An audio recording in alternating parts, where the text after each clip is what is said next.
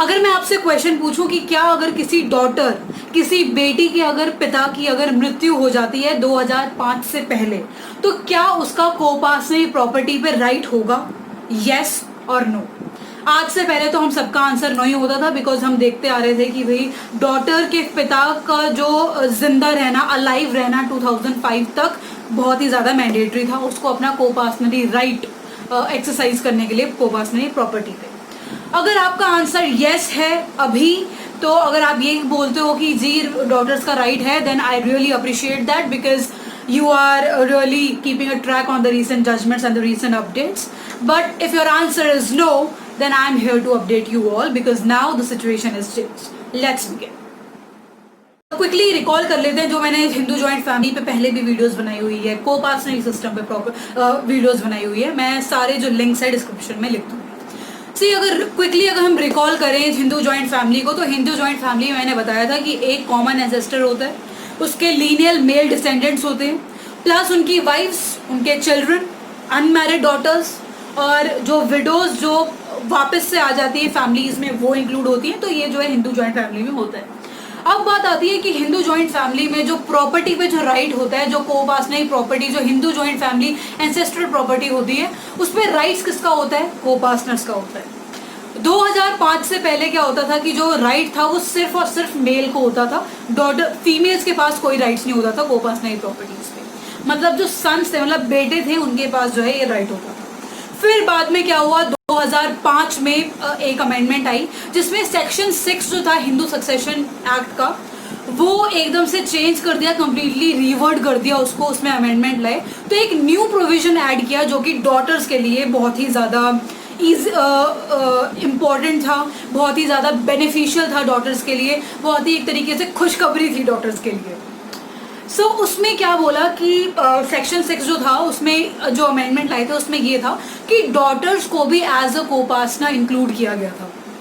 फिर 2005 के बाद क्या था कि जो डॉटर्स थी वो भी जो है अपने कोपासनरी प्रॉपर्टी में अपना हक ले सकती है, अपना शेयर ले सकती है। जितने राइट्स और लायबिलिटी सन्स के पास थी वो लगभग एक तरीके से डॉटर्स के पास भी थी, मतलब वो कोपासनर्स बन सकती थी।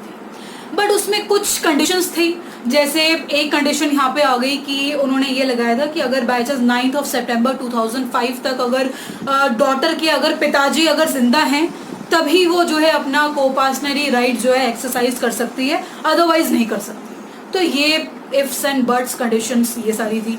फिर काफ़ी सारी चीज़ें आई थी कि क्वेश्चंस ये भी उठे थे तब कि ये इसकी रेट्रोस्पेक्टिव एप्लीकेशन होगी या प्रोस्पेक्टिव एप्लीकेशन होगी।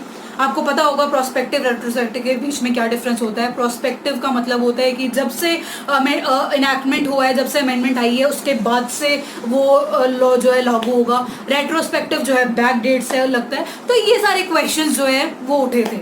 कई बार ये क्वेश्चन भी उठा था कि जो 2005 जो है, 2005 से बाद जो डॉटर पैदा हुई होंगी उनके ऊपर ये एप्लीकेबल होगा या फिर जो पहले एग्जिस्टिंग डॉटर्स है वो भी इंक्लूड होगी इस अमेंडमेंट के अंदर। सो काफ़ी सारे इसमें जो है क्वेश्चंस भी उठे थे। फिर बाद में काफ़ी सारे केसेस आए, जैसे एक केस आया था प्रकाश वर्सेस फूलवती का।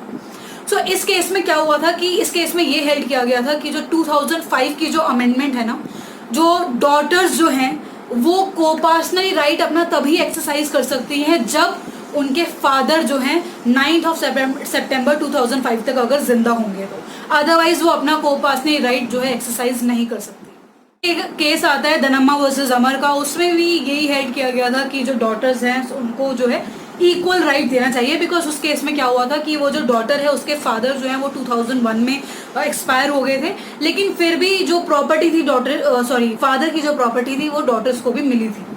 तो इस केस में ये हेल्ड किया गया था, लेकिन फिर भी अब तक जो है सिचुएशन जो है थोड़ी कॉम्प्लिकेटेड थी। नहीं समझ आ रहा था कि कौन सी कंडीशन जो है एप्लीकेबल होगी।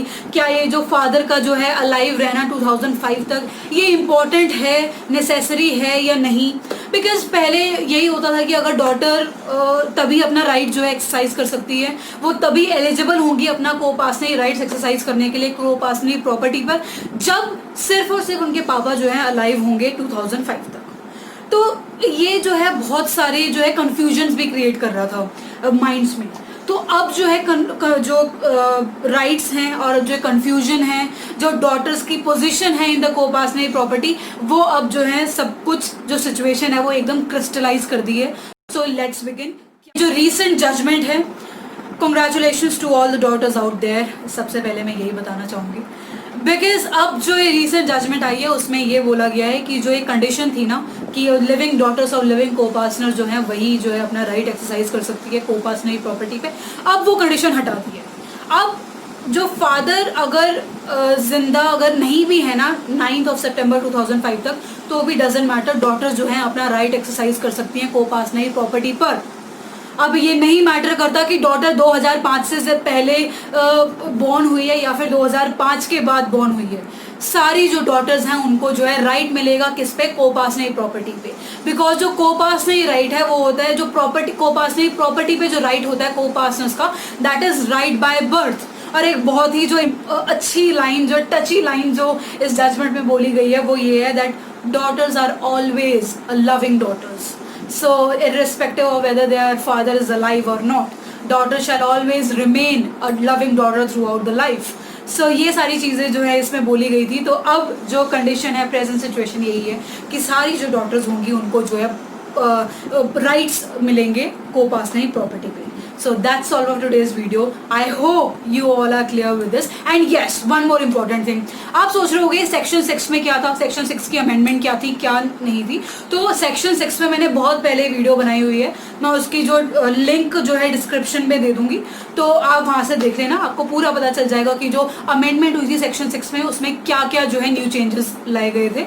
तो पूरा का पूरा सेक्शन 6 एक तरीके से चेंज ही हुआ है. सो आप वहाँ पे जाकर देख लेना. That's all for today's video. Thank you so much. Bye bye.